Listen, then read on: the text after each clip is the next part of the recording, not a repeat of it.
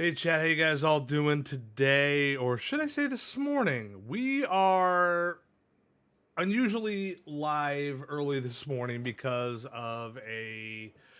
This was actually the only screen that I did not put it on. Then again, I was working on other things this morning. We are actually going to go to the main screen that is streaming everything and seeing what even chat has to say about the Edge of Fate reveal event, which is going to go live in 15 minutes and change. So yeah. Because I added a new something and I totally forgot to put it on the welcome screen last night. Actually, let me see. No, I'm not going to worry about it right now. I'll take care of it off stream. But yeah, no, we're going to be taking care. We're going to be actually checking it out. I'm going to be pausing the music here because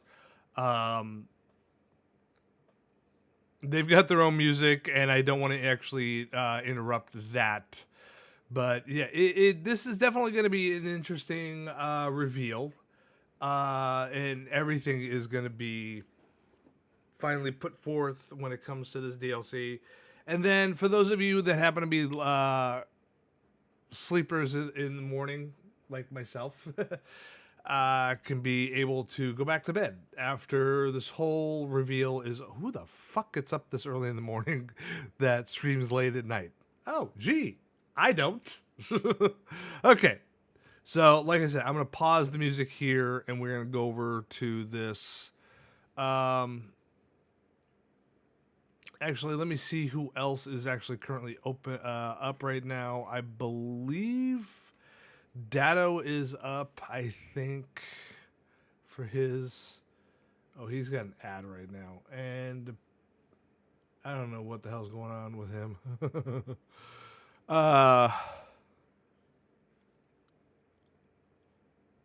Oh, fuck. I forgot I have to add that on. Shit. Okay, so I actually have to get rid of his.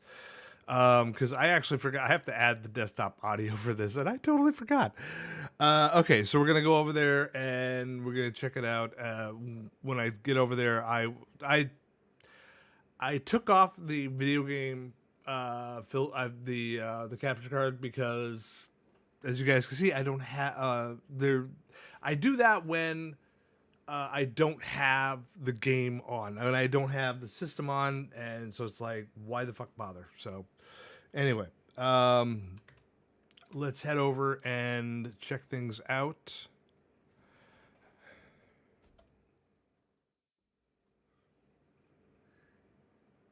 Let's see, yeah, okay, so let me add the desktop audio here.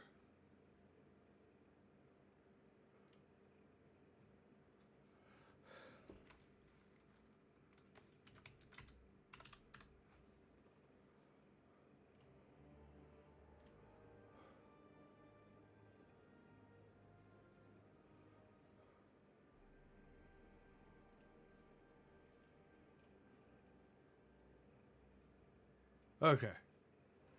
I am going to turn that down a little bit. But I am going to actually turn this up. Okay. So you guys can see what's going on right now. As you guys also can see right around here, we have our very own chat that's actually involved in my stream now. So I've done this so that way you guys can... I can be in... Not only can you guys see what's going on over on the YouTube side, but also at the same time, I could be able to, if I'm paying attention to here, you guys can also be able to actually hear over at... Hold on, there we go. You guys can also be able to see what's being said on the YouTube side, just like I can now.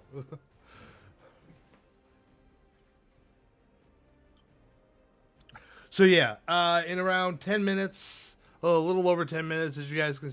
Oh, you guys can't see the timer. I'm blocking timer. Sorry. As you guys, yeah, it's basically in around 11 minutes and change, as to what is going to be revealed to us. Oh, so off stream last night, I did actually get start up the search for the power bombs. I don't know how many are actually in the game, but I am looking for them right now. So that way, that is taken care of when it comes to when it comes to all of this. Actually, I need to go over to the welcome screen right quick because I need to take care of some stuff over on the Discord side.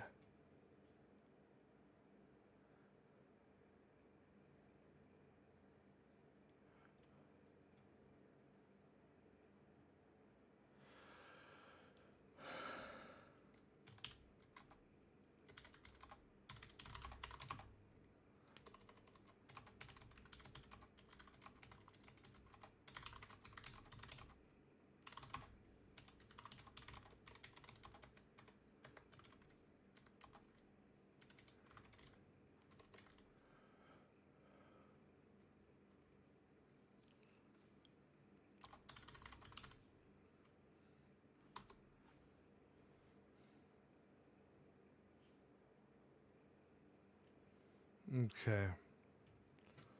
So I'm turning off the Discord right now because I usually when I fully get up, that's when I check everything. Otherwise, I just leave it be. Okay.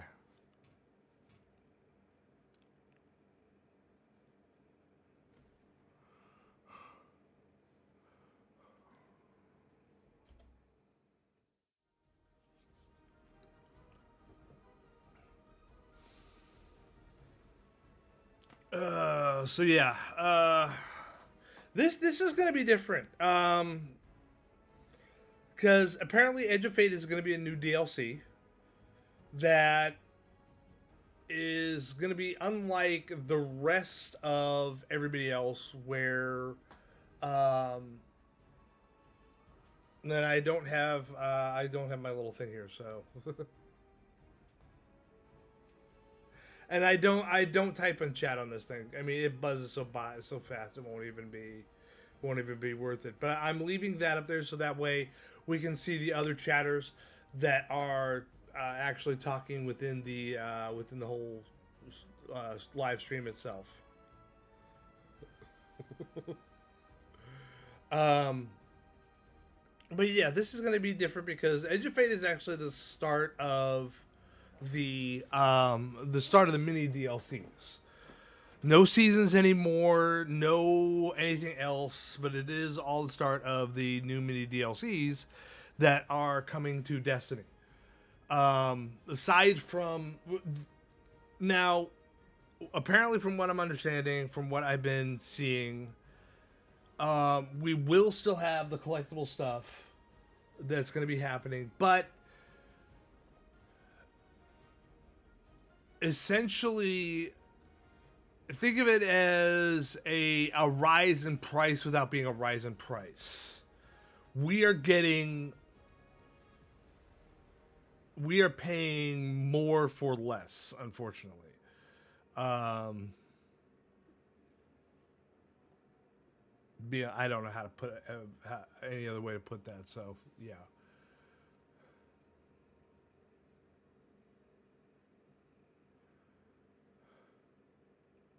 But this should definitely be interesting. This should definitely be interesting.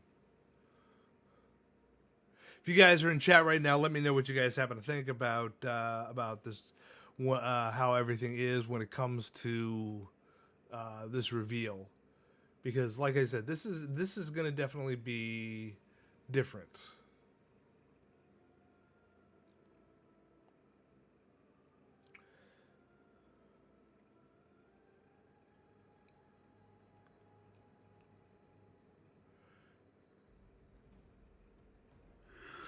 Oof. Sorry.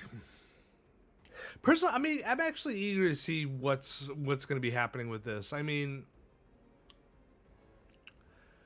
my whole thing on this personally is that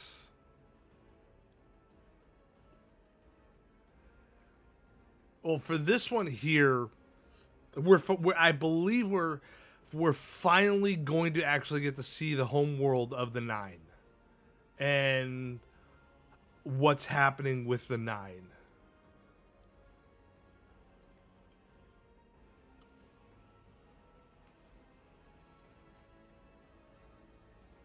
By the way, what you guys usually never see on there is you guys actually never see the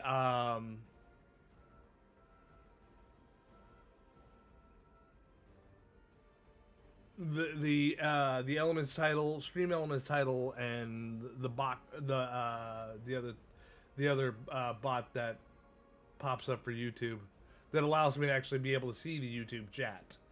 You guys never see that. So when I don't see that, hey Mobile Bull, how you doing there? So yeah, as you guys now can see with Movable proving the point, yeah, the chat will now be on the screen from both sides. So now when we happen to be over on the main side and I'm doing the normal game streaming there, I can now be able to actually, I have two places for the third chat for the multi chat where I can actually be able to see everybody from both sides. And I can actually be able to answer stuff on time without, because usually I just see the Twitch chat and I don't, and it's like unless I go up to the multi chat I can't see shit, and unless I look directly at it I can't see it. And it's like if I'm here playing and everything and I see the Twitch chat, I don't really look up at the multi chat to see the YouTube side, and it's like fuck. Now with the multi with the multi chat also being on the screen, I can be able to see everything. So that actually helps out. That helps out greatly, and I'm loving it.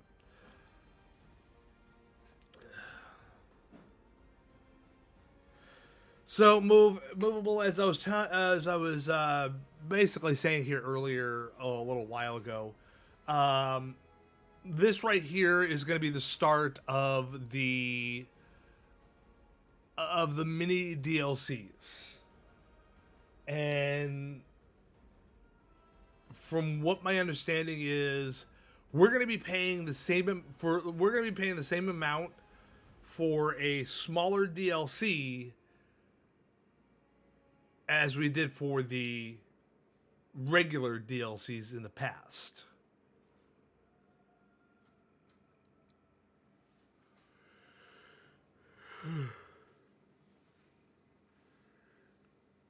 Yeah, and it also, this is a special stream because of the fact that I usually don't get up this early in the fucking morning. You guys know my usual fucking stream time is not around now. I do want to actually get it. I'm usually eating dinner around the 7 o'clock hour, hence why it's been getting into the 8 o'clock hour, which we are going to actually move it back. No, I don't. Sorry. No. So, the past regular DLCs that we've had with the regular ones, like the last one that we just had, the Final Shape, was around $200 to $300. $250 to $300, depending on if you wanted or not the collector's edition. I always go for the collector's edition, so that way you guys can be able to see the lovely stuff in the background here. No, their figure from what is being rumored, the price tag for the DLC is going to be, for the collectible DLC at the start, is probably going to be around the same price as what Fuck, I forgot. I just said it too. Is what Final Shape was. I was trying. It's like, wait a minute. I just said what it was. So yeah, no, the rumor is, yeah, no shit. The stream starts soon. The rumor is the fact that it's going to cost like around, for the collectible version, is going to be around about the same. Even though there's no seasons anymore, it's a shorter DLC. Well, it's a smaller DLC. Is going to be around the same price as Final Shape was. Around $250 to $300. So we're basically paying more for less, or the same amount for less, but still more. Come on, let's get this thing going here. Come on. They take away the timer, put stream start soon, and it's like, somebody fucked up. Okay, so it is now 9 o'clock Pacific. Let's actually get this shit going here. Fuck. Hey. Keep it going. Keep it going. Oh, there is 10, 9, 8, 7, 6, 5, 4, 3, 2.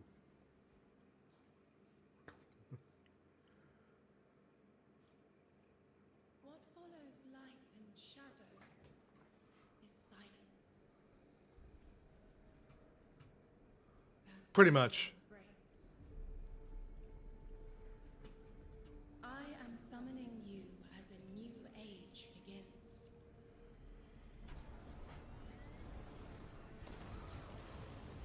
I see sapient life turn to each other.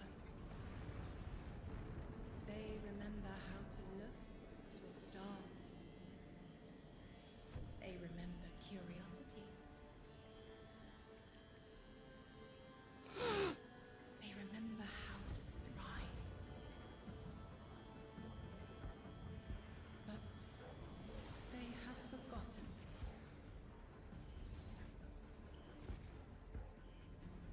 They forgot we were here long before the traveler.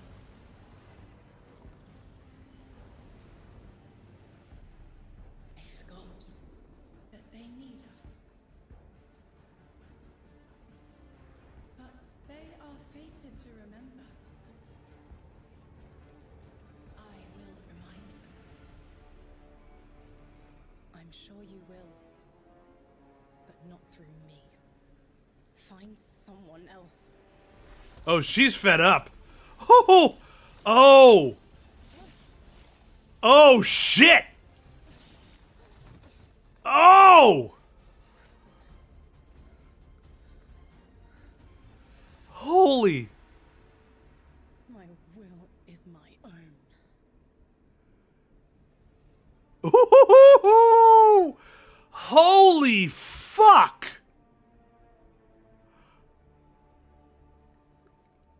Oh, if they had an audience, they'd be cheering. Hello and welcome here to Bungie HQ. My thoughts exactly. We have got an amazing stream lined up for you to tell you a little bit about the Edge of Fate and the future of Destiny 2 as well. My name's Andy. I work on the social media team here, but no need to worry. As always, I am joined by some of my amazing colleagues here at Bungie to share some of the finer details of the stuff that we're going to be getting into today. So, how about we go ahead and get into it so we can show you what we got.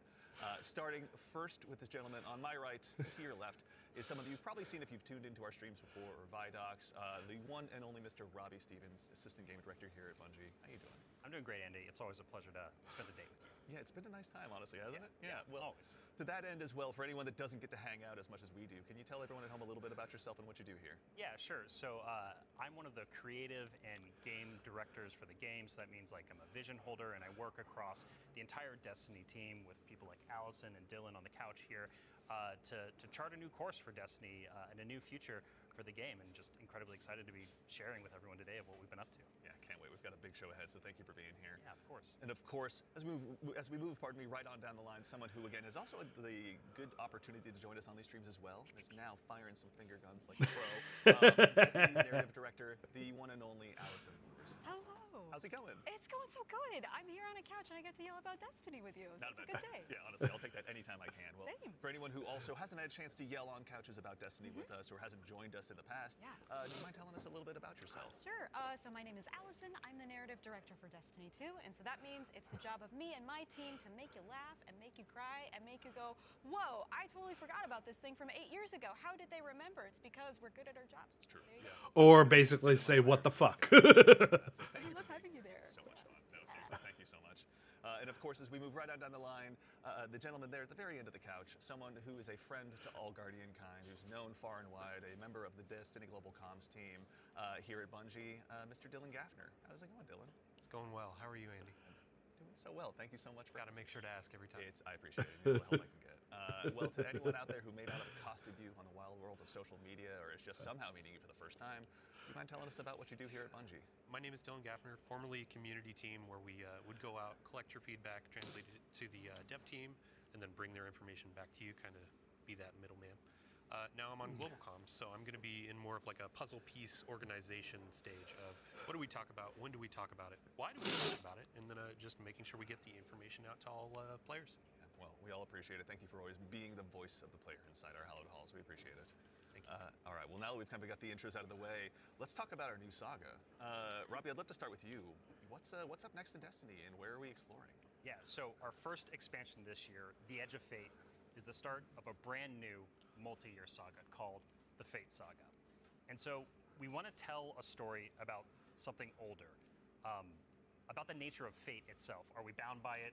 Can we fight it? Because before the Traveler ever arrived in our solar system, there was already space magic here, Andy. Yeah. And so ultimately, this is a story that we're going to explore one of Destiny's biggest mysteries and the foundations of the universe itself. You're talking about the Nine, aren't you? Who Yeah. told you? I think it's Subtle, How did I you know. know? Yeah, I'll Yeah. set you up. We did such a good job with this Really secret. buried that lead. But I mean, to that end, so who and maybe more appropriately, what are the Nine? Yeah, so buckle up. In the simplest description possible, the Nine are extraordinarily powerful beings that have been in the solar system for way, way, way, way longer than the Traveler. We can think of them as being kind of connected to each of the major celestial bodies in Sol. So that's each of our 8 planets plus the Sun. Sorry, Pluto. It's messed up. Didn't make the cut. All right, fair. I don't make the rules. Yeah, there you go. But the important thing to know about them is that this is why we're going to be so focused on the solar system for the next saga. We want to ask questions about our home that we've never asked before. So when it comes to the Nine, obviously, Eagle-Eyed Guardians have been able to spot references to them for quite some time, whether it be outright ominous or a straight-up game show in some cases. Can you tell us a little bit maybe about what Straight up game show. We're, like you said, the lore of the Nine really ranges from like Star Horse infinitely neighing to the Nine doing genuinely awful, awful things in our lore. And so the important thing to know about them is that the Nine are individuals. This isn't a collective. It's not like a hive mind. Each of them are kind of their own being, their own person, in the loose definition of a person. They have different wants and desires. They can ally with different members and fight with different members too. In the words of one of our characters really early on, there are aliens, and then there's aliens, and then there are aliens. And that latter one is what the Nine are qualified as. Fair enough. All right, so beings of obviously immense power. You know, the Guardians have gone toe-to-toe with the past. We've even faced off against the very embodiment of the darkness itself. Yeah. What could be tougher than that?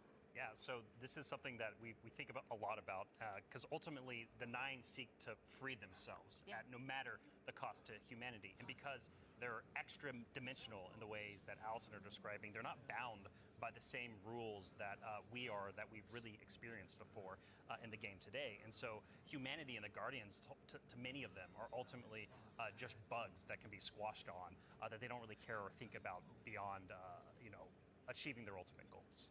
So. Yeah, I mean, like, for the last 10 years, Guardians have really just been making their own fate. Yeah. I mean, so the Nine is challenging that. How are we going to deal with it? Yeah, whether we like it or not, the Nine have a plan for us. And like you said, Guardians are really good at making their own fate and going out and deciding who they want to be. But what happens when them deciding to make our own fate is exactly what our fate is? Like, what if that was the plan all along? These are extra-dimensional beings. That means they perceive our reality in a very different way and can interact with it in a very different way. So like they're a move ahead in chess. Weird. But you were mentioning, obviously, the Fate Saga is one of the subjects of today. How long can we expect the Fate Saga to last? Yeah, so the Fate Saga is going to play out over several years, and ultimately, we know where we're driving this car. We know where we're going with it. But the conclusion of the Edge of Fate itself is going to leave you with more questions than answers, and it's going to be the catalyst into this new multi-year saga. Because we really want to return Destiny to being a game about big questions, right?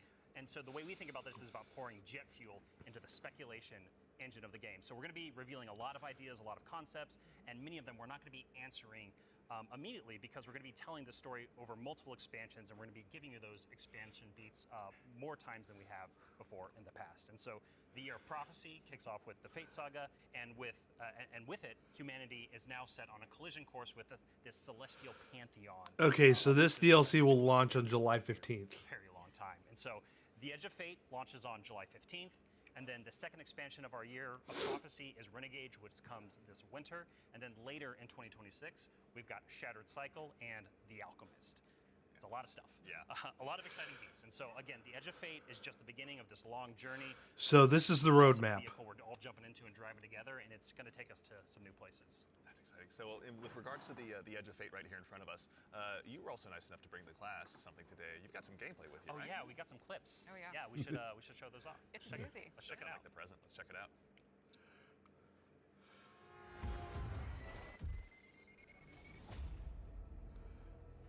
Ooh. Observe, connect, conceal.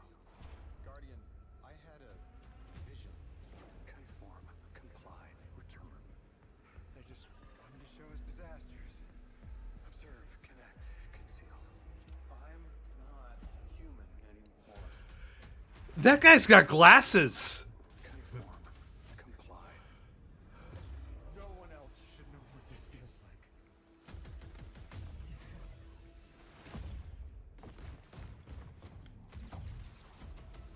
Oh, I like that. Enough.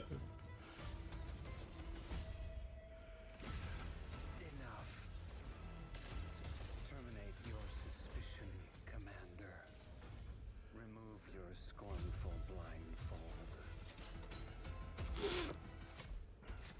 Observe, connect, conceal, What? Wow. return.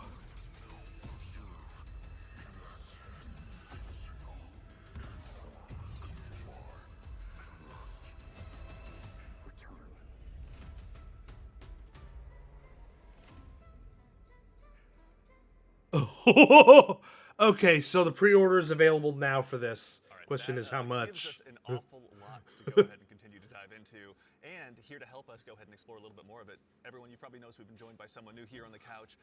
We are privileged to be joined by someone who's the originator of perhaps my favorite all-time Destiny emote, the one and only Dave Samuel, art director here at Bungie. Dave, how's it going, man? It's going great. Thanks for having me. Absolutely. Oh, Maybe for some man. reason somehow doesn't have that emote in their collection or hasn't seen you in a past Vidoc. Do you mind telling us a little bit about what you do here at Bungie? Yeah, I'm art director on Edge of Fate. I work with the art team to visualize the narrative and design and kind of bring it all together. It's a lot to bring together. Thank you very much for being here today. So, with the Edge of Fate, it's obviously the first expansion in the Fate saga.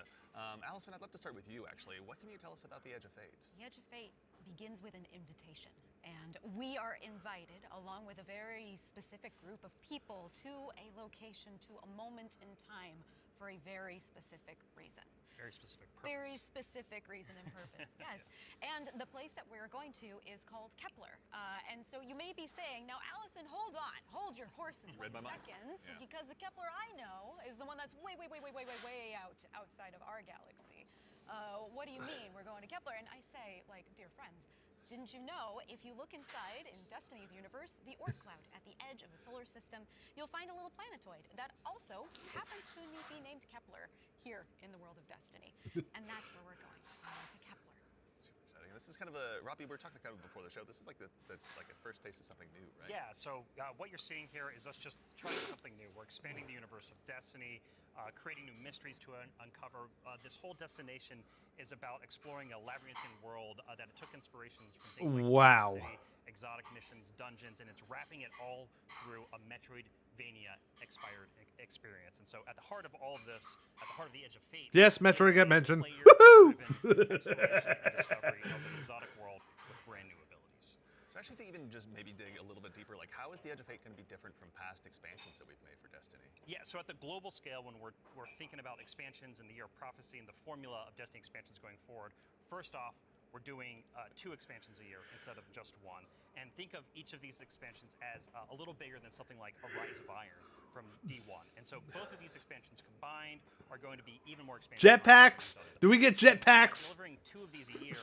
Tell me we get. Oh no, those are enemies. Never world mind. Story events that really matter to players, and we're going to be pushing the Fate saga forward. And so we're trying radical new things which each of these expansions. And so alongside this new destination of Kepler, this exotic world that players will explore with brand new abilities, we also have world tiers. And world tiers allow you to take on a higher level of challenge on the destination in order to extract some of the best loot within the release. But what's cool about world tiers is as you play through the mainline story and you play through the first couple of world tiers, you're going to unlock later world tiers. And as you're claiming these abilities, as you're exploring the world more, as you're discovering more within the release, you're putting these puzzle pieces together and you're figuring out how to solve all the mysteries on Kepler with different ways. And so you might play a puzzle in one way, a mission in one way, and when you're in these higher world tiers in the post game, you can start to solve these problems in different ways that you couldn't before in the original playthrough.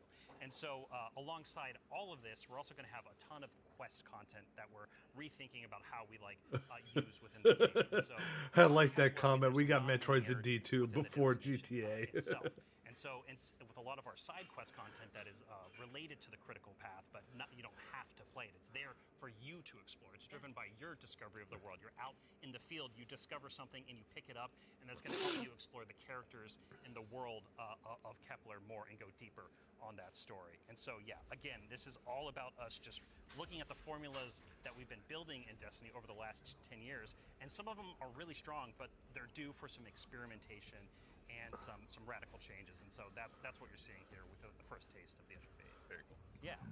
I love everything you just said. I was a little distracted by some of the gameplay we were showing, like exotic sniper rifle. I think I saw, kind of recognize that. Oh yeah. Some enemies with a couple really cool twists, like. Okay. Yeah. But then also there was a guardian that turned into like a lightning ball. Yeah. So there's multiple new abilities that your players are going to be able to discover on Kepler that's going to make them navigate and look at the world in different ways. But the one you're talking about, Dylan, is we see it as our premier ability, the crown jewel to release, and that's called Matterspark. And Dave has joined us, and he's helps us take the vision of the narrative and the design and the art and smush it together in amazing experiences. And so I think Dave should talk to us more about Matterspark. Yeah, please. Yeah. So there's this new source of energy on Kepler, this strange dark matter. So the Guardian binds itself to the dark matter using the arc powers within. You can think of the dark matter as like a medium, and the arc as this catalyst that will allow you to completely change form. Transforming into Matterspark lets you squeeze into tight areas, race around areas. It's a morph ball! And it also allows you to Holy fuck, it's a morph ball! electric rolling ball of death, jolting and shocking enemies that come across your path. So obviously, one big part movement, one big part combat, but I mean, even just in addition to that, to look a little bit, wider, like how did Matterspark Ball kind of influence the world that we're going to be inhabiting? Yeah, the team really had to rethink what it means to build a destination with these abilities in mind. A simple hill becomes a ramp to get to a new space. A crack in the wall, it basically will reveal a whole new area to explore. It's also a new way to engage with enemies. Instead of taking a bunch of enemies head on, you can find a Matterspark pad, transform, turn into this electric ball of death, and then just start racing around the arena, dash over their heads, and flank from behind, and then really give the It's a fucking morph ball! As well we should. Holy shit! Well, They put Metroid into D2! Fuck. Yeah, so each of these Kepler abilities are a mix of dark matter and our Guardian's powers. So we have the Relocator Cannon, which is this new fallen dark matter tech mixed with void. This is going to allow you to bypass laser walls, use these cascading relay networks, and just basically teleport around the world. Another ability that we have is Mattermorph. This is dark matter mixed with Strand, allows you to manipulate. Yeah, it's a fucking morph You'll ball. be able to Holy basically fuck! push and morph and move geometry to create bridges, open up doorways, and then also reveal secrets and new opportunities. Yeah, so what's really important about what Dave is describing. Oh, and Amethyst is missing this right now. Here's this new tool to navigate and see the world in a different way, and solve little puzzles and mysteries throughout the missions, the free roam, the quest content, and beyond. But also, It's the what's really important best to us of is both that we move games, into Metroid the and first Destiny. class of the game. And so with Matterspark, like Dave is mentioning, you're jumping, you're dashing into enemies to destroy them, you're doing giant explosions with them. With the Relocator Cannon, you're just blowing everything up with void explosions and graviton lance style, like little secret projectiles. And then what's really fun about Mattermorph is you can just be like throwing these strange shurikens basically to just like delete an encounter before you then like start to morph the environment around you and move to the next area. And so Morph it's ball really bombs. exciting. Shit. Watching players just like solve puzzles and fight encounters in ways that like we don't even expect yet, and see how they take on the destination. And just like I really want to emphasize, you're going to be upgrading these, and when you get into especially the post-game experience, it's going to unlock. There's something unlocked with Matterspark that really changes the way that you can play through the entire destination. So when we're talking about dark matter, Yes. we have darkness abilities like Strand and Stasis already. Like, how is dark matter different? Yeah, so dark matter and darkness are two completely separate things. They're completely different things. But dark matter does exist in our world. In the world of Destiny, we know it as being tightly connected to the Nine. That's what the Nine are actually made out of. In our world, dark matter is invisible. You can't really see it. And it wouldn't be very fun to make a destination where there's an invisible thing that you can't actually see. So lucky for us on Kepler, there's a bioluminescent microbe that allows us to see all of this substance that's impacted this world so much. It allows us to see how it's impacted the plant life, how it's impacted the behavior of the peoples that we're going to encounter. And we can see how it has been able to bring these things that are kind of unstuck in time into this current location. I do have to put on my drifter hat for just a second and, like, what does it smell like? What does it taste like? Yeah. Dark matter smells and tastes like bleach and math. It's true. Cannot wait to get that chip flavor. So much today after. It's zesty. Yeah, pretty good. Actually, so on the topic too of stuff in the trailer as well, we heard someone talking there. Can you tell us who that was? Sure, that was Lodi. Lodi is a new character that we're introducing in Apollo. Not in Apollo, we're introducing. Yeah, glasses. I want to give a special shout out to Brian Villalobos, who portrays Lodi and does a spectacular job. This character is fascinating. He's kind of a fish out of water, but the fun thing about tropes is to kind of put a twist on them, right? So what if that fish that we pulled out of the water was the most qualified fish to be pulled out into the air? Down for anything. It's down for anything. And Yeah. what if that fish was kind of made to be pulled out of the water? I don't want to give away too much because this character is way more fun for the players to figure out what his deal is, but I will say that Lodi is very, very far from home. And he has to wear glasses. Call out too, before we started this, you and Robbie were talking about how Lodi is like a notice me character. Oh yeah. Robbie wanted a senpai. I did. Yeah, I wanted someone that I just wanted to spend a bunch of time with on this new adventure we're going on. Yeah, a friend that we can look up to. Yeah. Yeah, notice me. Notice Notice me. me. Lodi. Yeah, of course, He it will, writes he will. itself, or rather, Allison does. So, with regards to the characters as well, so is it a whole new cast of characters in the Edge of Fate? No, we're going to see some new faces like Lodi and other characters, but we're also going to see some familiar ones too. Ikora is here. The stakes are high enough that she's here investigating what's going on. And as it turns out, in one of our major mysteries, she's kind of at the center of it. She was invited here, as was Lodi, same as we were. All of it's kind of tied together. Exciting. So, The way, if I can, No, no, yeah, please. no, yeah. Please, Like yeah. the way we think about this is about all these characters. Their fates are intertwined in some way. There's these puppet masters that have been pulling the strings for a very, very, very long time in order for everyone to get here at this moment. And so, as a guardian and these characters involved, they're going to have to decide if they're fight your fate. Like that's what we think about. For these individuals, that's what they're going to have to go through and determine about how they can stand up to this new conflict that is surrounded by the Nine, because they are fated to be here. And what does that mean for them, or what does that mean for their future and the future of Seoul itself? So with regard to these new characters and this world we find ourselves in, was there anything about that setting, or in particular, that really influenced the creation, rather, of this world that we're going to be inhabiting? Yeah, I'll give you a list of fun facts. First off, if you've been paying attention to Destiny over the last week or so, you already know that there's been people on Kepler for a long time. That's an old-ass computer that you were putting those numbers into. We also know that the Vex are here. They're studying the Nine, because it turns out the Nine can do something that the Vex can't. As Dave mentioned, Oh, that's the interesting. House of Exile are also here. They've become fixated on a being that they call the Giver. And kind of most importantly, the dimensionality on Kepler is really thin. So the 3 dimensions that we can know and see and touch are very close to the realm that the Nine live in. And that means some things from Earth's past have been yanked into Kepler's present. Yeah, I mean, so we've been talking about invitations throughout this, and we need to call out an invitation that's actually going to be waiting in the game after this is over. Ride of the Nine begins today. Yeah. So I believe we have a trailer to show. You were nice enough to bring a trailer along. I'll go ahead and give it a look really quickly. Yeah, let's do it. Yeah. So this starts today then. Okay.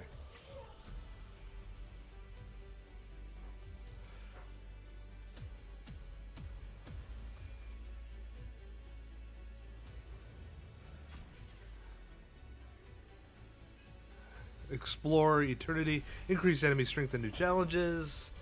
Ultium. I couldn't even read that one.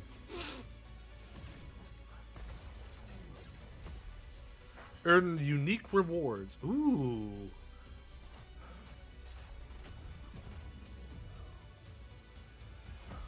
Another glaive.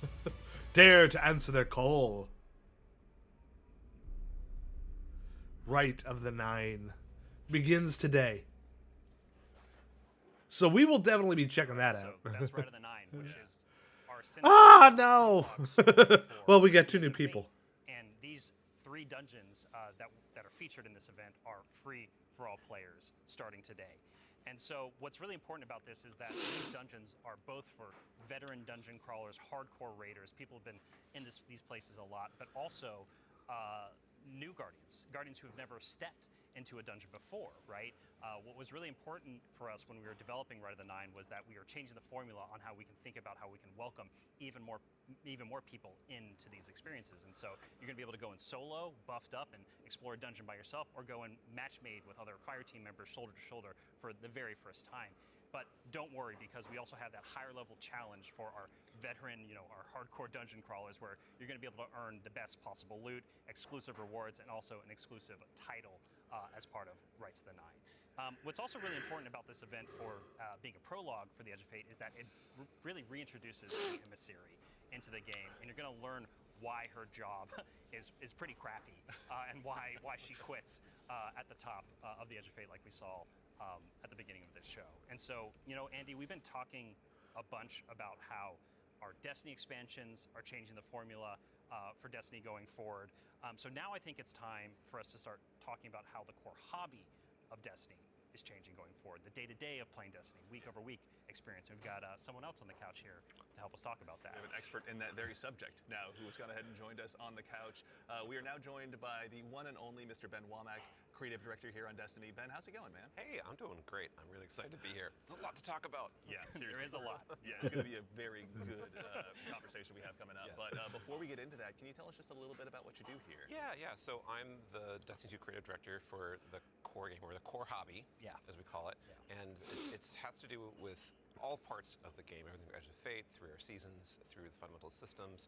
And in particular, like Robbie's saying, I've been focusing on thinking about the kind of building blocks of Destiny 2 and getting those not only stood up, but also transformed and iterated on in some really exciting new places. Nice. Well, let's go ahead and just start at the top. Can you tell us a little bit about what the core formula of Destiny is changing and why? Yes, so I think we need to start with the why first, because it's important to think about what is Destiny, what is great about Destiny. And Destiny is best when you have awesome chases that you're excited about. You have really cool, powerful builds to make, and there's a mountain to climb that's right in front of you that you want to climb. You're like, I want that mountain. It looks pretty cool. And the thing that is not always true right now in Destiny is like it doesn't feel streamlined as it could. Players don't have as much agency. You know, we want to be player driven. We want to be more rewarding than we are. Because right now there are barriers to playing Destiny like in the best way. And those barriers are insurmountable sometimes. So think about that whole picture of, okay, what is the Destiny that we really want, that has been in the past, that we also want to get back to, and where we want to go for the future? That's where all the changes you're going to see have started, like at their inception point. So it's a big piece of the pie. Massive updates coming across so many systems of the game, and this is like we're just getting in, digging into the surface. Yeah. I mean, to that same end, then, how are we making it easier? Pardon me, to go ahead and just get straight into the fun. Oh no, let's do it, because that's exactly what we want to do. And the first thing you're going to see when you log into Destiny with Edge of Fate, you're going to log in your character and see your ship in orbit. It's going to say, it's not going to say Open Director, it's going to say Open Portal. And the portal is our new front page of the game. We're trying to like get you to the fun as fast as possible in as few clicks as we can. Like we even have Edge of Fate there in the corner, so that it's like right immediately there. No fumbling around with the map to get to it really. And we're also taking other big parts of the game, the ritual game and for seasons, and putting them into these ops categories. So the idea is that we're having these different ops for different moods. We're having solo ops. We have a bunch of fire team ops. We have pinnacle ops, and of course we have crucible ops. Still super important for the game. Yeah. I mean, to start up at the top, can you tell us a little bit more about what solo ops? Oh yeah. So solo ops is exactly what it says on the tin. It is a bunch of activities that are made for solo players, and the conception point of that was we want to make activities. Yeah, I'm kind of that they want to play in, and they don't necessarily want. I'm actually kind of on the fence for this. Dependencies on other players, but they still want to get in there and play for 10 to 15 minutes. And get some real progress. Yeah, get some loot. Yeah, get some loot. Yeah. Get some loot and get your character forward and feel like, yeah, no, I played some Destiny. That was great. And you know, I'm kind of on the fence right now for this. We have an activity type that is designed for one player. Excellent. So, I mean, to that same end, what are some other ways that we can play and have fun using Portal as well? Yeah. So Robbie actually has a great way of talking about this. So. Yeah, some of the North Star that we talk about when we were developing the Portal early on was like, where are we headed with this thing? And ultimately, it's play your way. It's giving players more agency, more personal drive to figure out how they want to engage with the power climb, and the new progression systems coming, and our seasons. And so the entirety new progression and power climb is now all available to you in the Portal at your fingertips in one place. It's really easy to find, really easy to jump in. Anything you play inside of that category any of those categories is gonna help you make progress. And so, because we want Destiny to be welcoming not only to new players, but also old players who are coming back to the game to join us with the Edge of Fate. And we also want this to be like a new even playing field for everyone. And so, as part of this is a commitment from us, as part of the core hobby and all the seasonal content we're building, that we're going to be continually investing in this, right? We're going to be continually updating this over time for years to come. And so, you're asking me directly, like, what else is there to do? Yeah. Ben mentioned solo ops. We also have the fire team ops and pinnacle ops.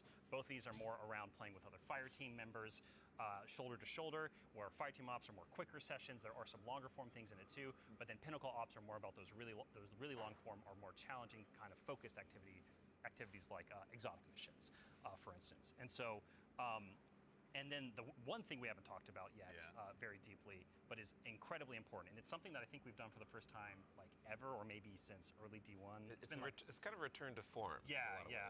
You're going to be able to experience the entirety of the power climb within Crucible Ops by playing PvP, right? So this means like, if you want to be sweaty, Andy, which like I know you, Dylan too. I know you're that way, right? Like I know both of y'all. Like if you want to put those sweatbands on, you're going to be able to play the entire experience in the season here and earn some of the highest tier loot that's also available in the game. I have to say this is like super exciting because like my player type or other folks out in the community, like they want to go in, they want to jam on PvP, but then their friends invite them to do a dungeon or a higher tier activity, and they're like, oh wait, I need to grind a long time to get up to power. Now through PvP, they can get up to power, and you can just bring them into that PvE experience and have a fun time with each other. Yeah. That's honestly how primarily. Yeah, but what about those that don't like PvP? That's the kick. It's like they're forcing us into PvP when we don't want to actually be forced into PvP. Oh yeah. Just to be able to actually grind up faster, they're forcing us into that.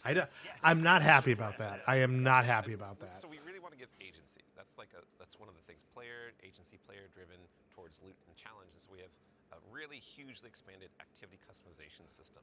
We have a lot more difficulty levels, and we have a ton of new modifiers. We have 50 new modifiers along with all the old modifiers that we've released in the past that are going to make this big curated web of options for you to experience any of the PvE content in the curator. And so, like, we have Banes, not just old Banes we have, but new Banes as well. We also have boons to help you like get advantages in your activities and for your build. We have challenges and trade-offs.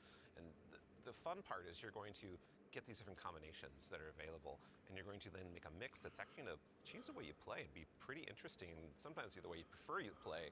Like, there's a new boon called Grappler that I personally love. It's kind of my preferred way to play, where they give you 3 grapple grenades replacing your current grenade. You can't do the melee, but they recharge super fast. So any build you want, you could now Spider-Man around any map. It's actually super fun. It's so fun. Yeah, and I mean, like, what's at the heart of what Ben is talking about is what we kind of call the virtuous cycle, right? Where you're going to be crafting your build, tinkering with the activity, looking at like how you can earn a higher tier reward by taking on a higher challenge. And as you earn better loot, you're looking towards that next mountain to climb just ahead of you all the time. And so this is really about how far you want to push yourself upwards within the portal itself. But also, we also are thinking about the people, and that's the depth, right? That's the depth of the challenge that we're talking about. That's also, but we're also thinking about the people who don't have as much time to play with like solo ops, and also if you're scared of modifiers or you're scared of customizing these activities, or you just don't feel like doing it. Yeah, that's a great way to describe it. Thank you. We have a bunch of quick play options, right, Ben? Yeah, quick play options, and we actually have matchmaking and Fireteam ops. And we have Fireteam Finder. And so you're able to like really choose kind of what you're in the mood for. Oh yeah, we technically have matchmaking across every activity that exists. Except for solo ops, because that's solo. Right. But yes, otherwise, but in the aside Fireteams from and that Pinnacle Ops, it's everything. Yeah, you'll have options to play by yourself or with other people. Oh, actually, a really fun part is you can play a strike by yourself as hard as you want it to now. True, yeah. Which is really fun. Yeah. Well, you're talking about like all the different boons and combinations. I think at one point you were saying around 50 or something like that. Those 50 new apply. ones. 50 new ones. Yeah. So it's like you can take those into solo ops. Like we're talking about this being kind of leisurely, bite-sized activity, but if you want to take it and say, I don't want Weenie Hut Jr., I want like esoteric level solo hardest thing in the world, like you can kind of customize and do that. You can just do it from the very start if you really want to. Yeah. And Depends on how deep you want to go. Yeah. Really. Yeah, and the point is that you're going to like stretch that far, and we want the reward to feel like wow. Yeah. Yeah, you want to feel like as you're pushing yourself, you are rewarded for it. That is something that's really important to the vision here for the portal. Rewards, huh? Rewards. There are a lot of rewards, aren't there? It's funny you mention it. Yeah, we've got Banes, boons, modifiers, but let's talk about gear for a little bit here. Yeah. What's changing about loot, and why should Guardians care? Yeah, so like talking about chases and mountains and builds, like gear's at the center of all of that. And we actually have 2 giant gear changes I'm gonna like put in 2 little buckets for us to talk about. Yep. The first one is Armor 3.0. And the next one is gear tiers. And so like talking about Armor 3.0 first, we are probably making the biggest change ever since Shadowkeep around huge. the system. It's Yeah, enormous. It's a huge change. Yeah, so like we're adding set bonuses, which is a long requested feature for all the new armor that you're going to be able to get at Edge of Fate launch, and we're redoing all the stats on armor. They can now like exceed 100. Go beyond 100. Go beyond 100. About with fucking extra time. bonuses. And we're going to every single piece of new legendary armor that drops is going to have all the energy filled in, so you can build crafting right away, and it's going to essentially like. There's more features actually that I could talk about, but I don't think I'm allowed to. Fair. Well, something that we can talk about too, you mentioned gear tiers as well. Yeah. Let's talk about that a little bit. Yeah, so gear tiers are very exciting because every single legendary weapon and armor that you can get is going to have 5 gear tiers, starting from 1 going up to 5. And like we have a 5 gear tier 5 piece of legs armor on the screen right now, and you can see that like this is like looks really cool with the iconography, but it also has a ton more stats. And oh, look, what's that? Yeah, what's going on with the energy there? Yeah, the energy. Ben? Yeah, the energy says 11, and it's true. 11, yep. It's not a typo. Like energy is going to 11 for higher tier armor, and so if you want that for your build crafting opportunities, it does like give you some new options you never had before. You're gonna have to challenge yourself to get more higher tier armor and keep on going to get yet more higher tier armor to get those options. Yeah. And this is also not something that's just relegated to armor, right? When it comes to weapons, they're obviously getting their own refresh as well. Yes. What's Destiny without chasing some? You read my mind. Yeah, like weapons seriously. are part of the player identity. You know, people like have a gun that they love. You got fashion, and then you have gunplay. That's right? true. Though we do have fashion for your guns a bit. Hey. well, so because once you reach tier 5 for your legendary drops, you're going to be getting tier 5 weapons, and those have unique shader treatment. It's like essentially a completely different look that's going to immediately identify it to you and others that this is the highest tier gear of this drop that you can get. It's going to show on the weapon. It's going to show on the icon. It's even going to show when you kill enemies with that weapon, because there's unique kill effects for tier 5 weapons that you can turn on or off if you don't want it, but your gameplay will like show that no, yeah, the weapon that is being used is like the highest tier you can get. Yeah, Giver's Blessing, which I think we have on screen right now. This is one of the Kepler auto rifles, and I cannot put this thing down. Yeah, when we're playing through the Edge of Fate right now, and what's really exciting about it for me is that like when you see that tier 5 drop, like you know immediately that's better than like a tier 3 or tier 4 weapon that you have, right? And I think that's when we talk about making Destiny easier to just jump in, find the fun, make it accessible, but also create more depth. You know, this is what we're thinking about. It's like how can we just make immediate, like you understand, like okay, this is probably better than the thing I have right now, depending on what gear tier it is. Yeah. I mean, that's a good example of how much time and effort is being put into these game systems to make them more like approachable. Change can be scary. There's a lot of change that's about to come to the game. We're Armor 3.0, we have so many new boons, we have a bunch of new stuff. And after 10 years of Destiny, this is going to flip some stuff on its head. So, I mean, we're going to have a bunch of blog content. We're going to have interviews with Robbie, with Ben, with more folks across the team that have been working on this. And then we'll also be elevating our creator community when they're creating guides, all that kind of stuff. It's going to be a fun time. But ultimately, a big shout out and thank you to all the folks that have been coming into our studio, giving feedback early on some of these systems so they can be more approachable. And we're looking forward to all the feedback that's going to be coming after launch, too. Like, this is, again, one of our first steps into something, and then the community and we are going to build something amazing. Yeah, and I can't stress enough how much feedback we've gotten from the community summits we've been running over the last year for the Edge of Fate, and just people reaching out to the community teams and others to us. Like, your feedback is invaluable. So, like, seriously, like, thank you so much. We're making this game together, ultimately. Yeah, it's incredibly important part of the process. Hey, Squid, how you doing there? Be able to make what we do without it. Working with the community is obviously a core part. Dylan, huge thanks to you and your team, obviously, for helping to lead that charge. And in advance for the big blogs you get to write. And then also our social media team. We'll go ahead and get out the door, so go ahead and give us a follow. I think, Ben, you were saying you wanted to try to break the record for longest twid? I'm more predicting we are. Yeah. So it's not about try, it's the state of things. It's going to be a multi-month journey as we head towards launch. So. Yeah, be a good time. But, you know, we've been talking a lot about the core Destiny hobby. How does that extend into, like, how players are going to experience, like, a full year of Destiny? Yeah, so we've been focusing on improving and changing the formula of Destiny in multiple ways. And so progressing through the Fate Saga is going to be more meaningful with 2 expansions a year. We've been talking about how focusing our seasons on the core hobby of Destiny and that commitment to continually updating it. And in addition, we're going to have 2 free major updates between each of our major expansions coming in the year of Prophecy and beyond. And so ultimately that means there's 4 big beats happening in a year, 2 expansions, 2 free major updates between those expansions. So what that means we're not doing is paid seasonal content anymore. We're not doing separate seasonal storylines. And this also means we're not building a bunch of activity content that basically just goes away and is less meaningful to the game after 3 months. So we're instead focusing all of that effort that used to go there instead into building up the core hobby of the game so the core hobby stays fresh and exciting, you know, year round. And so ultimately, this means no more paywalls for seasonal content, and also these major updates themselves. That i.e., cheaters can come in. Right now, the size of them roughly and the inspiration for them we're thinking about is like Into the Light. Okay. So when you say like Into the Light, for folks that aren't out there, like what for a major update, how big is that? Like how do you encapsulate that? So when I say Into the Light, a lot of this is like the inspiration of what it was. And with Into the Light came a really cool theme that wrapped around all the new stuff we were building within it, but also a lot of the reprise stuff as well. And also, you know, with it came Onslaught, a new type of activity. It came with reprised exotic missions and a rethinking of how we could do like a rad style event, a raid event with the Pantheon. And so for our first major update coming a few weeks after the Edge of Fate launches, we've got Ash and Iron. Right? And so with Ash and Iron, we're going to be returning to the Plague Lands. Returning to the Plague Lands, can't wait. It's going to happen, baby. And so We're finally going back to D1 Plague Lands. From the Edge of Fate, and with it, we're going to have a new activity called Reclaim, a brand new exotic mission, new types of pinnacle ops entering that for the first time, as well as, of course, what's Destiny without loot to chase? We've got new gear, new rewards, and 2 new exotic weapons as part of Ash and Iron as well. And again, this major update and the season, all the seasonal content going forward is free for all players. All the activity content that exists in the portal, that's free to play. Yeah, so even to actually go one quick layer two deeper on seasons as well, what are some of the cool things that we're going to be able to do with the season that's launching alongside the Edge of Fate? Yeah, Ben has been working on this space for the team for a while now, so I'm going to kick this one to him. Yeah, so we're trying to make any time the best time to hop into Destiny.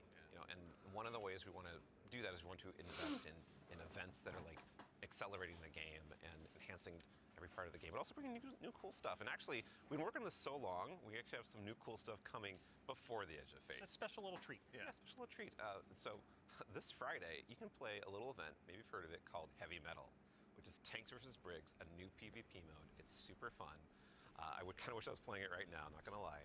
But the thing that people at home don't know is we have a new reward. That's a unique thing in Destiny if you invest in this event, if you go and play. And it is a free-to-play event. So this reward is free-to-play. It is a new combat vehicle that goes in your Sparrow sled, combat Sparrow, if you will, called the Griffin.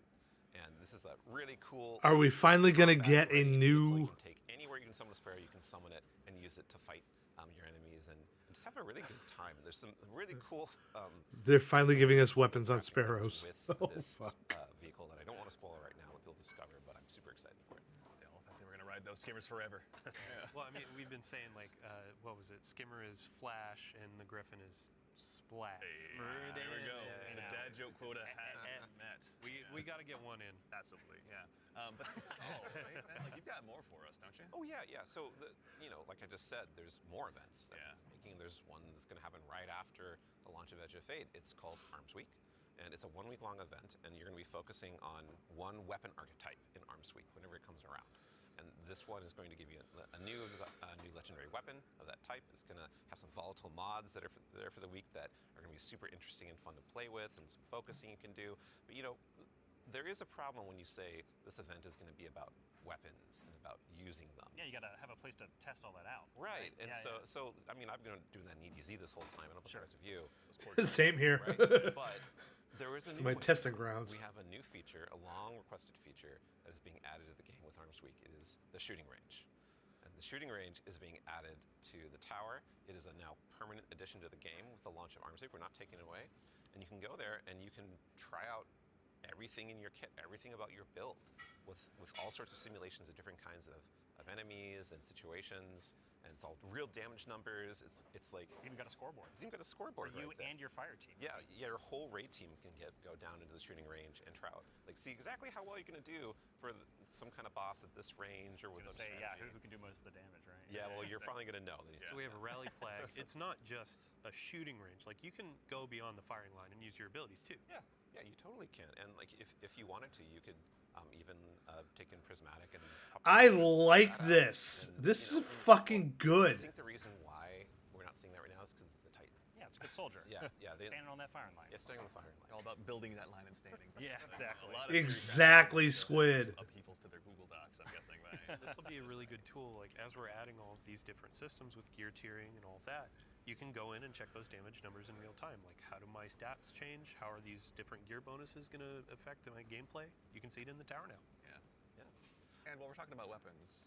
Oh yeah, well, one more thing, right? Yeah, no, there's one more thing. I'm excited. So, there's more events. Of course, there's more events, and the holiday events are coming up. Where Solstice is right around the corner. It's summertime, right? It's summertime. Summertime is solstice time in Destiny 2. And Solstice has some really cool twists and such that we're planning, but I'm not going to talk about that right now. I want to show you all the new hollow foil treatment we have for Solstice weapons. So here we go. This is the hollow foil treatment for Solstice in 2025. What the fuck? It is so good. It's amazing every time I look at it. Yeah. It is an ocean, and the line. Yeah, we put the ocean on a gun. How did we do that? It's beautiful. I love it. And any kind of weapon that drops for this event can have a hollow foil. Yeah, so it can be tier 1, tier 3. Yeah, any weapon can have a hollow foil. Yeah, the tier 5 hollow foil. Ooh. Like that's gonna be a chase. Our other events will also have hollow foils. Yeah, like Arms Week. Arms Week will have its own hollow foil treatment. Like every event, a major event we have will have a hollow foil treatment. The holidays will have their own kind of special one, but yeah, Arms Week will have their hollow foil drops that you can farm as well. Super exciting. No, it's going to be a good time. I'm going to have way too much stuff to chase down, so appreciate you guys putting all the hard work in, obviously, for that.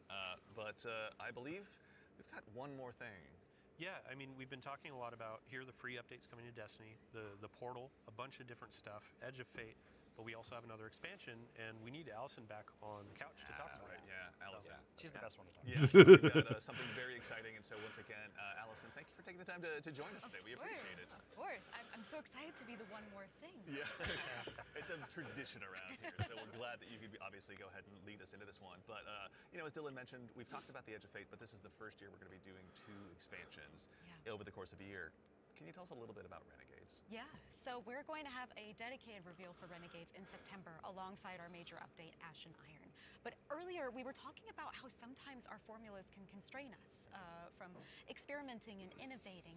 And so in that spirit, Renegades is going to be very different from the Edge of Fate.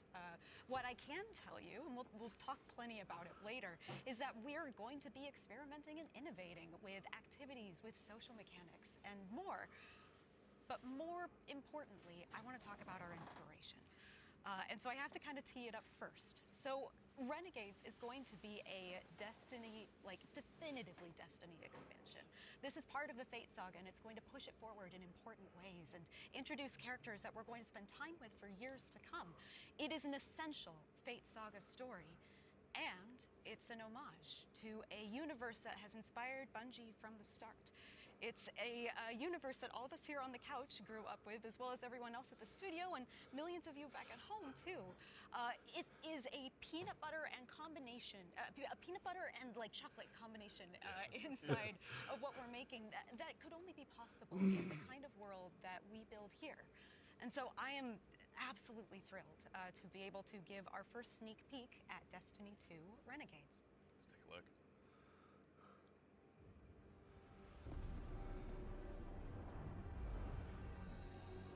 Are we going back to Star Wars again?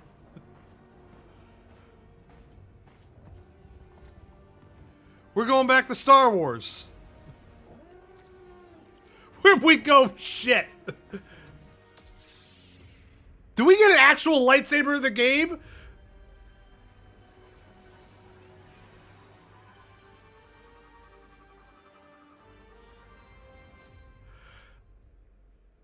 Are we getting an actual fucking lightsaber in the game? Okay, Robbie, what did we just see? Yeah, so that's Renegades, which is coming out this December. And to really drive it home here, Renegades is a one-of-a-kind Destiny experience, right? And just like we on the Destiny team have taken inspiration from other genres like dark fantasy or cosmic horror, Renegades takes the space western vibe and aesthetic that is Star Wars, and it puts it through that Destiny lens. And ultimately, it's created a new lawless frontier that is emerging within Seoul. And so, we're so excited to show Renegades off a little bit today, and to be talking about it more in the future in September alongside the free major update with Ashen Iron. But right now, today, we're focused on Rite of the Nine and what's right around the corner with the Edge of Fate. Absolutely. No, I heard a lot of calendars get marked just now on September. I'm super excited to share more of that in the future. But that actually leads us to the conclusion of today's show, which, again, we covered a lot. There's been a lot today. Yeah, this has been a big show. Yeah. Honestly. No, we went through a lot of it. So let's go ahead and quickly double check. We obviously went through, and the Year of Prophecy, pardon me, is going to go ahead and kick off on July 15th. And this kicks off a brand new multi-year Fate saga and our new focus on the core hobby of Destiny. The first expansion, The Edge of Fate, is going to be launching again on July 15th, as I noted, with its raid launching on July 19th. Okay, hold up. Yeah. So you're going through a lot of information. We already covered that. Oh, yeah. But you can't just sneak in a raid date. We have a new raid coming with the expansion, July 19th. We're going to have a bunch of blogs. We're going to have the rules, regulations, all that kind of stuff for our raid race. Of course, we invite everybody to come in, try to go for that world first title. And yeah, I mean, just stay tuned for more details. We're not going to spoil anything. It's a raid. We got to keep it secret. Yeah, absolutely. Yeah, everybody mark your calendars. Yeah. Bungie.net is the place to go ahead and learn more. And again, follow our social media channels. Do us all a favor. So in addition to that, again, as we've noted, Ashen Iron, our first free major update, will be launching on September 9th. Renegades, very exciting. We'll be launching in December. And then keep an eye again on our social channels. We'll provide all the updates once they're available. But as far as today goes, the Edge of Fate and the entire Year of Prophecy pre-orders are available starting right now. Now, pre-ordering for starters, the Ultimate Edition will go ahead and unlock the New Land Beyond. New Land Beyond, that exotic sniper. Super Ooh, I can't excited. wait, man. I can't wait, same, honestly. That'll be unlockable in addition to several other goodies. And also, we've also got a collector's edition that'll be available. You can see here on screen, it will be coming with a awful lot of very We get to actually beat Darth Vader. here that's been sitting with us on stage. This is one that you can go ahead and add to your collection as well, but that's not all that's in there. Is there, Allison? We got the writing team got a little excited on this one. We put a lot of lore goodies into this collector's edition. So like that weird metal thing, that weird envelope. Boy, weird. Wonder what's up with that. Just decorative You should point? probably read it. Yeah. Anyway, we're gonna do a dramatic reading as soon as Yeah, we we should go downstairs immediately after. Oh, yeah, right after that. Count me in. And then again, too, as far as today goes, Rite of the Nine. This is the essential prologue to the Edge of Fate, and like all of our events moving forward, it's going to be a free to all players. So make sure and go ahead and check that out when that arrives. And before the show wraps up, make sure and stick around for a little bit longer. We're going to be rating our good friend Sammy Cat as well. So go ahead and give her a We follow. are not If rating you anybody. want to We are chat, just or going to be if you ending have any things. Twitch Prime subs or anything like that, go ahead and do us a favor. Drop it over there and check out her stream. She's going to be having a good time. But that concludes it for us here today. So for starters, huge thanks to my teammates here for joining me. Thank you, Andy. Thanks for having us. Absolutely, yeah. Robbie, Allison, Dylan, of course. There we go. We got Ben. And, of course, Mr. Dave Samuel. Thank you all so much for being here today. And then, of course, to the crew that puts all this on. Thank you. This doesn't happen by accident. Thank you all so much for all of your hard work and dealing with me on these last couple of days. And, of course, to everyone at home, to all of our guardians out there in the community, thank you. It's a tremendous privilege to get the opportunity to share what we've been working on early. And it matters only if you guys show up and join us. So we really appreciate it. We hope you enjoyed. And otherwise, in the meantime, until we see you again, take care of yourselves. Take care of each other, and we'll see you all Starside. And like I said, we are going to be just ending things. I am going to actually take us back to the welcome screen. You guys won't hear the desktop anymore because I'm actually taking it off.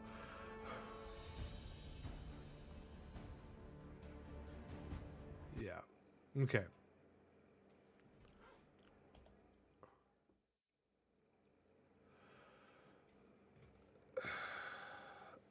Okay, so what I'm going to do here is I'm actually going to check to see what the cost of that is going to be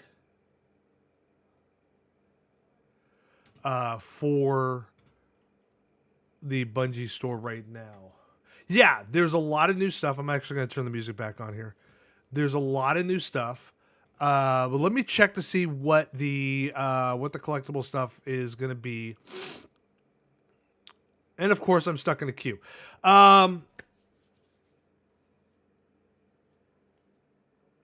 So I'm actually going to oh right. Okay.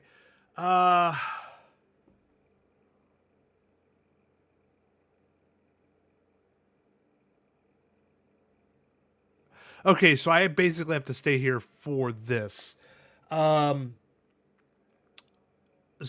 I will let. Okay, so what I'm going to do is I'm going to let you guys know in the Discord. Squid, if you could put the link up to the Discord. I'm going to let you guys know in the Discord as to what the cost of the collector stuff is going to be for this new DLC that's coming out. And basically, yeah, I gotta really clean shit up back here. So we are gonna definitely a lot of things. I honestly, I was not expecting. I was honestly not expecting more Star. I mean, I kind of had. It was like given like a tease on that whole thing for the whole thing. Thank you, Squid, for the for the Star Wars stuff, but really at the same time, not exactly. Anyway, I will be back later on this evening for the regular Destiny that shows up. We have the new dungeon. We have the new Rite of the Nine that we're going to be hitting up tonight as well. Hopefully Taka will be with us. I know Squid, Chief, all the usual suspects are going to be with us tonight. Like I said, I'm not writing out. I'm just ending stream, and then we will be back later on tonight for the chaos that comes with us on a reset. So I will see you guys all later on tonight. Till then, take care.